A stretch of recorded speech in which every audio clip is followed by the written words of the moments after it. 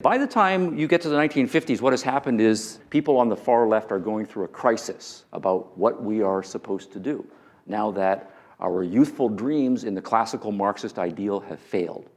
And even all kinds of neo-Marxism have been tried, those have failed. And the practical results in the Soviet Union and other places has tried have failed. We need to do some serious thinking. Now, I've used the word faith. And I want to say that there is exactly a parallel here. Because if we think about the kinds of uses of faith that we're more familiar with, what happens if you're an intelligent young person and you believe a certain religious worldview? Right? Typically, you come to believe that it's true, it explains a lot of things, but it also has a strong normative component. You believe that it is moral and decent, and that it's the hope for humanity that your religious vision come to prevail more. Right? But then you start to grow up and you find yourself questioning, right, on the basis of the evidence and the data whether your religious views, right, are true. So we have a crisis, right, of faith that of course we know millions of people go through. And to put it in polarized terms, it's, am I going to go with what seems to be the best arguments, the best logic, the best evidence, to go with my reason? Or am I going to go with what I really want to be true, which is to say, this religious view that has formed part of my identity and my understanding of what is beautifully and nobly possible for human beings? And what choice do I make? And when it's that polarized, you really have two choices. One choice is to say, you know, the most important thing is the facts, the truth. And I have to go with the logic, I have to go with the evidence, and that means, as hard as it might be for me emotionally, I have to abandon the religion of my youth.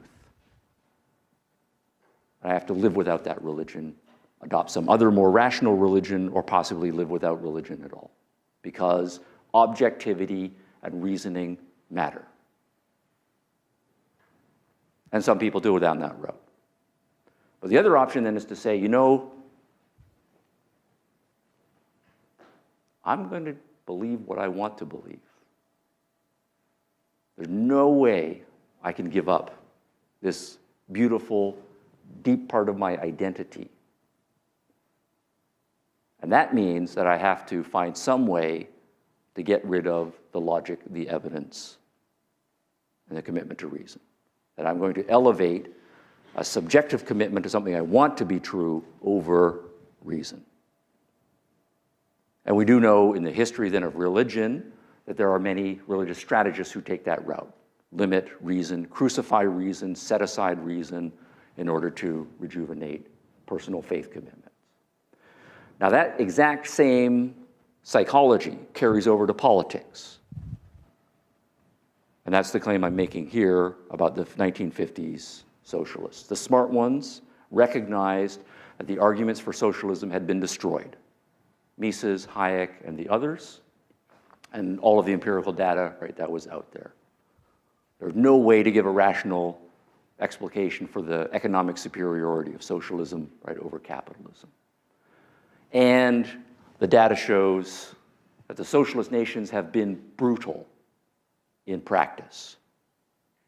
And that by and large, whatever our gripes are about the West, things are pretty good, morally speaking. But if you're a committed socialist, you're at a crisis at this point because you believe that capitalism is evil and socialism is moral. But the logic says the opposite. Do you go with what you want to believe, your socialist ideal, or do you go with the logic?